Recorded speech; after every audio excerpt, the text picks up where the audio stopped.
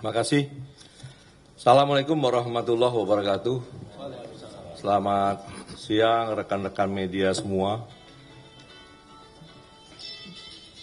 Jadi tadi pagi ya telah dilakukan rapat koordinasi Satgas PKH terkait dengan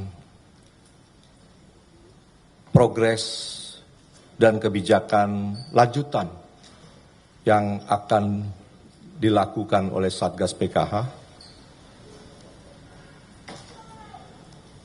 terhadap bencana. Dipimpin oleh Pak Menhan dan dihadiri oleh Pak Jaksa Agung, Menteri Kehutanan, Menteri ATR BPN, dan rekan-rekan lain seperti ada Inspektur Utama dari Kementerian Lingkungan Hidup, Wakil Kepala BPKP, dan para anggota yang tergabung di Satgas PKH dari 12 kementerian. Rapat tersebut berjalan dengan diawali masing-masing laporan yang dipaparkan baik dari Satgas Garuda dan dari Pak Kabar Eskrim, dari Kementerian Lingkungan Hidup, Kehutanan, khusus menyangkut identifikasi penyebab bencana tersebut. Jadi pada pokoknya telah diambil kesimpulan beberapa hal. Yang pertama, dapat kami sampaikan bahwa Satgas PKH sudah melakukan langkah-langkah identifikasi perbuatan pidana. Dan selanjutnya akan memastikan siapa yang bertanggung jawab secara pidana atas bencana yang terjadi. Ini akan dilakukan penegakan hukum, baik dari Barreskrim Polri, Dirjen Gakum Kementerian Kehutanan, Kementerian Lingkungan Hidup, maupun kejaksaan. Dan dapat rekan-rekan media ketahui seperti yang disampaikan beberapa waktu lalu bahwa ini sudah ada satu yang ditangani oleh Barreskrim Polri atas nama perusahaan PT TBS. Tetapi dari laporan anggota Satgas PKH tadi, kita sudah mapping perusahaan-perusahaan mana saja penyebab bencana ini. Sudah diketahui identitas, sudah diketahui lokasi, sudah diketahui kira-kira perbuatan pidana seperti apa yang terjadi. Kedua, selain proses pidana, kepada subjek hukum yang dinilai bertanggung jawab.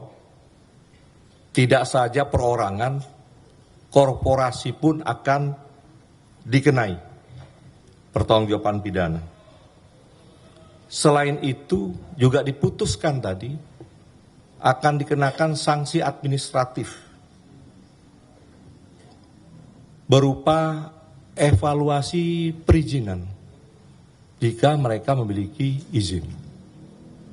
Akan dilakukan evaluasi atas perizinan yang telah dikeluarkan kepada korporasi yang terindikasi menjadi subjek hukum penanggung jawab pidana yang telah terjadi. Kemudian yang ketiga, Satgas PKH juga akan melakukan perhitungan kerugian atas kerusakan lingkungan dan akan memberi beban kewajiban pemulihan keadaan sebagai dampak dari bencana yang terjadi kepada pihak-pihak yang akan dimintai pertanggungjawaban. Jadi selain dengan penegakan hukum berupa proses pidana, akan juga dikenai evaluasi perizinan, dan yang ketiga akan dikenai tuntutan kerugian lingkungan yang terjadi.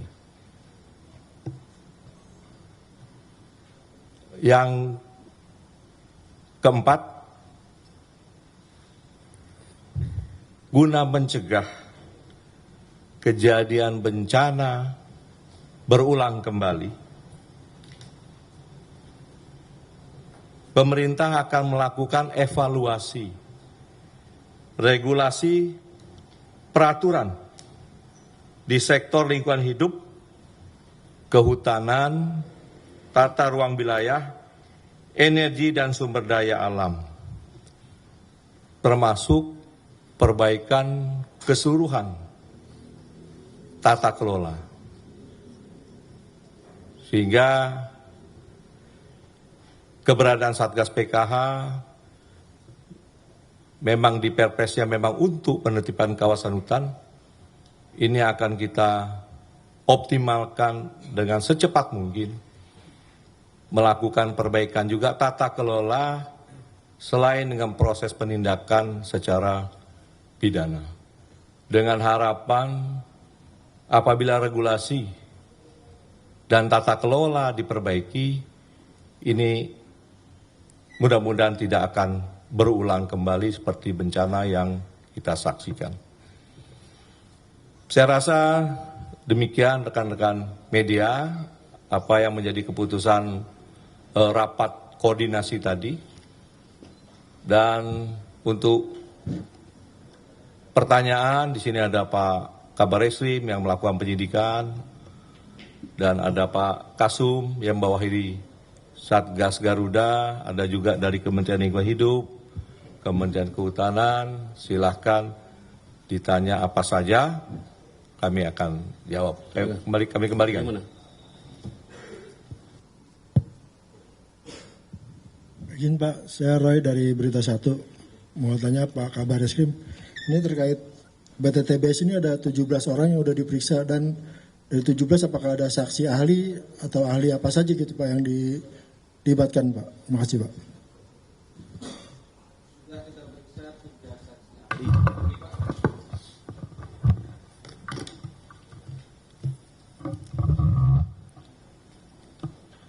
Jadi semuanya hasil pemeriksaan sudah memeriksa 19 saksi, ada 16 saksi dan 3 saksi ahli.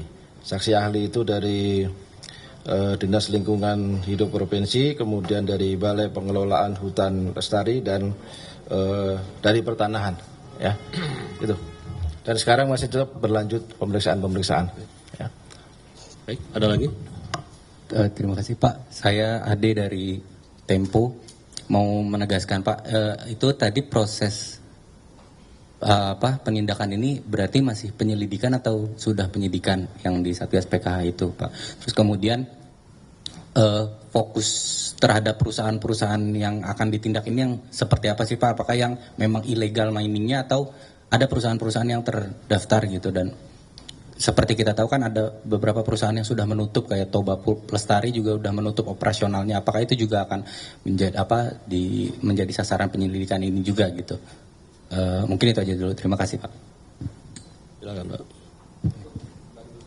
Masih ada lagi? Biar sekaligus. Silakan. Izin Pak, saya Jonathan dari Kumparan. Mau tanya, untuk tadi kan Pak Jampitsus bilang udah ada perusahaan-perusahaan yang teridentifikasi melakukan pelanggaran ya Pak. Ini mungkin bisa diungkapkan inisial-inisial perusahaannya, atau kalau belum ada berapa sih Pak perusahaan yang diduga melakukan pelanggaran ini totalnya? Sama dugaan pelanggarannya mengarah ke mana sih mereka ini? Terima kasih.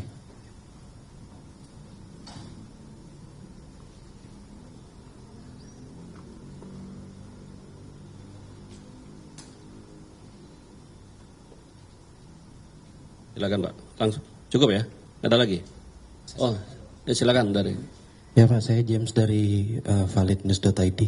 Bapak izin mau menanyakan terkait bencana yang sudah terjadi. Itu kan tadi Bapak menyebutkan bahwa Satgas sudah mengarah kepada sejumlah perusahaan gitu Pak ya. Artinya Bapak juga menegaskan bahwa ada pidana.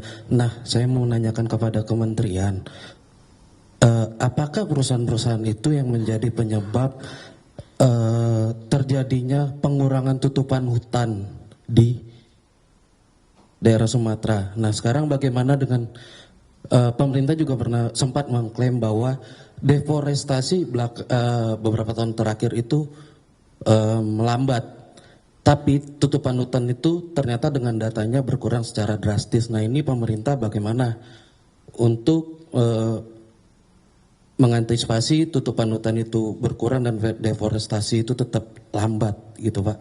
Terima kasih. Ya, satu lagi. Ya, silakan.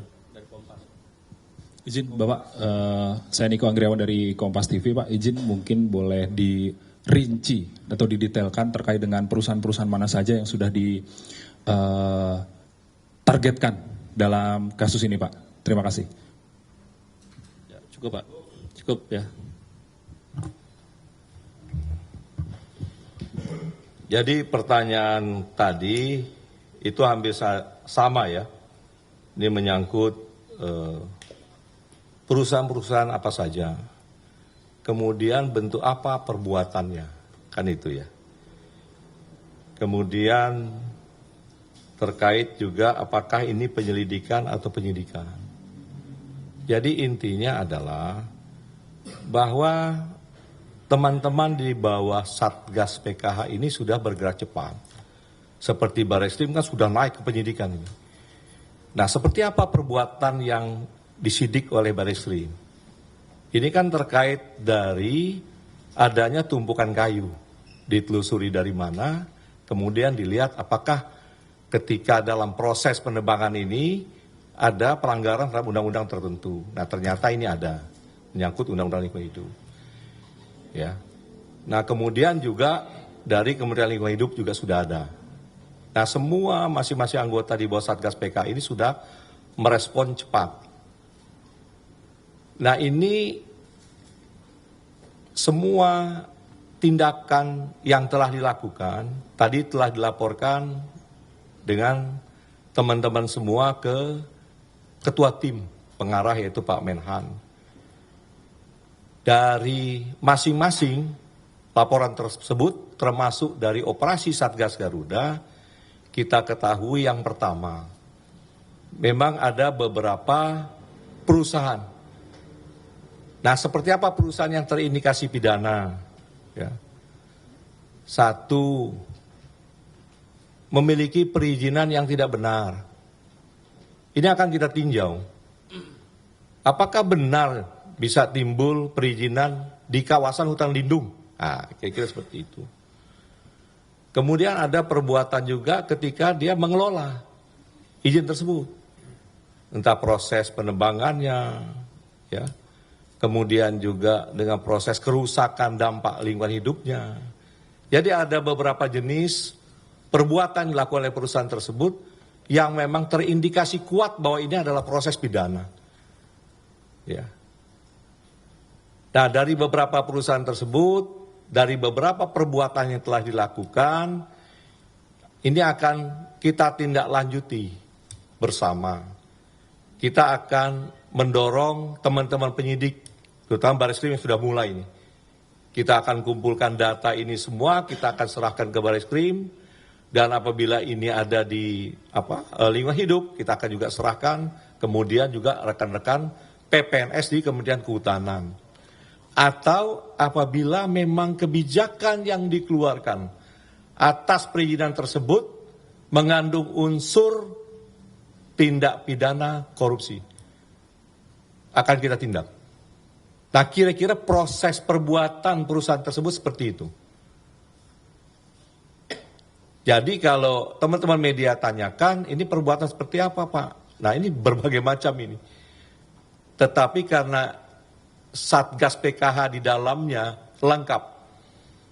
Ada 12 kementerian dan lembaga. Sehingga memudahkan untuk berkoordinasi dan mempercepat agar masyarakat juga mengetahui bagaimana respon di Satgas PKH untuk mengetahui penyebab bencana yang terjadi dan memakan korban cukup banyak. Apa contohnya? Contohnya kita sudah melakukan penerbangan di Mentawai, ditangkap di Gresik. Nah, karena dalam satu wadah Satgas, maka jaksa sudah sejak awal masuk. Sehingga berkas tersebut cepat. Sekarang sudah sampai ke? Sudah P21. Segera akan kita sidangkan. Nah, tadi juga sudah diperintahkan oleh Jaksa Agung, Direktur di Pidana Umum yang bertanggung jawab, segera berkoordinasi ke Bareskrim agar berkas tidak bolak-balik dan cepat diambil keputusan. Nah, seperti itulah cara kerja Satgas. Karena di dalamnya ini semua lengkap sehingga lebih cepat berkoordinasi, lebih kompak dan arahnya juga fokus terhadap penindakan prioritas. Ya kan? Mana prioritas perusahaan-perusahaan tersebut yang didahului. Nah, itu nanti indikator-indikatornya dari teman-teman penyidik seperti dari Bareskrim. Kenapa perusahaan ini, kenapa perusahaan ini. Didahului. Tetapi semua akan diidentifikasi, diverifikasi secara lengkap oleh Satgas PKH dan segera akan kita laporkan kepada Ketua Pengarah Pak Menhan dan lanjut ke Pak Presiden. Nah, kemudian kalau tadi ada pertanyaan,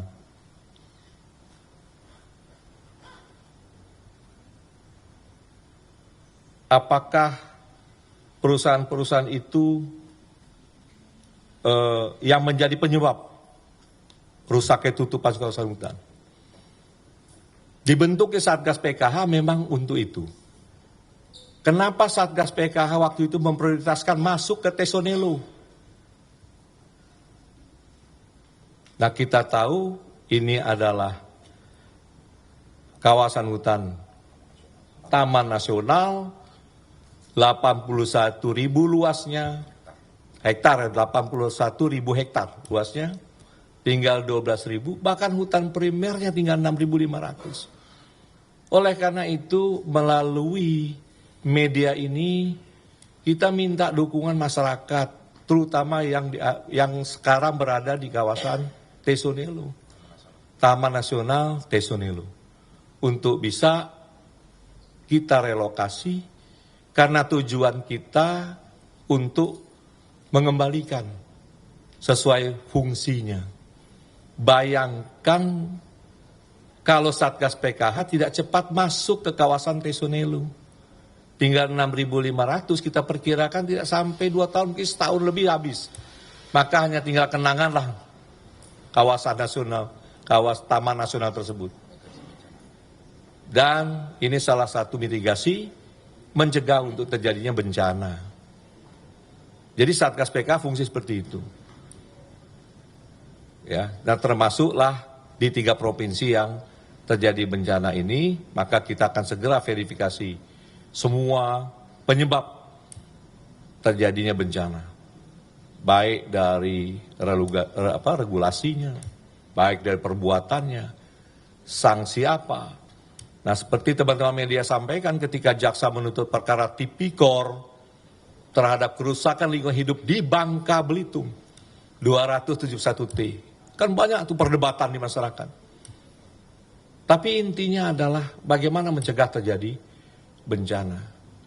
Prioritas ketenangan, kenyamanan kehidupan masyarakat, keselamatan masyarakat menjadi nomor 1. Nah, saya rasa itu semua sudah terjawab. Untuk identitas perusahaan yang banyak ditanya, di kita ada, tapi nanti Kapuspen bisa sampaikan inisial, tetapi jumlahnya ada, berapa Pak dan Satgas? Silakan.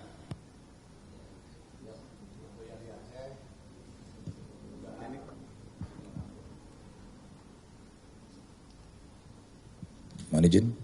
Untuk yang di Aceh, dugaan sementara yang terimbas langsung, yang terkait langsung dengan DAS daerah aliran sungai, itu ada 9 PT.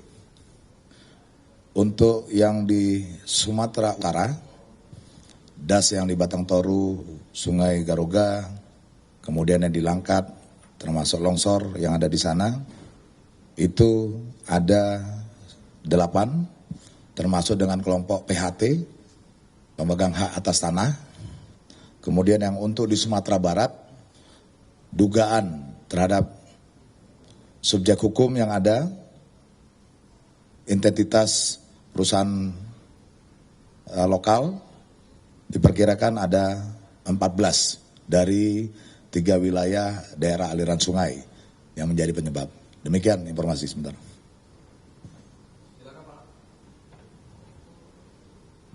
Baik, teman-teman, barusan sudah disampaikan oleh Pak Jampitsus. Kami rasa sudah cukup, Pak. Apakah masih ada, Pak Kasum? Silakan Satgas. Pak Barita, silakan. Mau sampaikan. Cukup, Pak. Baik, dari demikian teman-teman, sudah selesai acara dan pertanyaan juga sudah cukup, sudah hampir 6 pertanyaan ya. Atas perhatiannya kami ucapkan terima kasih. Wabillahi taufiq wal hidayah. Wassalamualaikum warahmatullahi wabarakatuh.